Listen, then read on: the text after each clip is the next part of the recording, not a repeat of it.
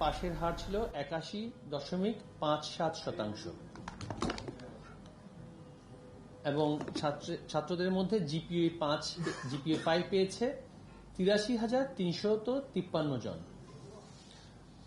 সর্বমোট ছাত্রী সংখ্যা ছিল 10,24,803 জন। উত্তীর্ণ হয়েছে 8,65,600 জন। ছাত্রীদের মধ্যে পাশের হার ছিল 84.47%, আর ছাত্রীদের মধ্যে জিপিএ 5 প্রাপ্ত সংখ্যা হচ্ছে 98,776 জন।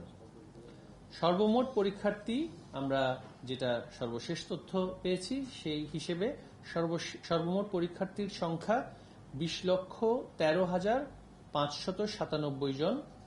উত্তীর্ণ হয়েছে 16,72,153 জন। পাশের হার হচ্ছে সব মিলিয়ে 83.04%, এবং সর্বমোট জিপিএ 5 পেয়েছে পরীক্ষার্থীদের মধ্যে 1,82,129 জন।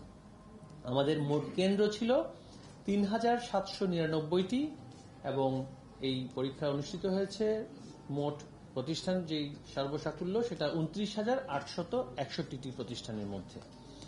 আরো বিস্তারিত পরিসংখ্যান আপনাদেরকে যেই তথ্য উপাত্তগুলো দেওয়া হবে সেখানে থাকবে, সেখান থেকে আপনারা নিতে পারবেন। আমাদের এই বছর সকল শিক্ষা বোর্ডে পাশের হার আমি ইতিমধ্যেই বলেছি যে সেটি ছিল 83.04%। বিগত 2023 সালে সেটি ছিল 80.39%।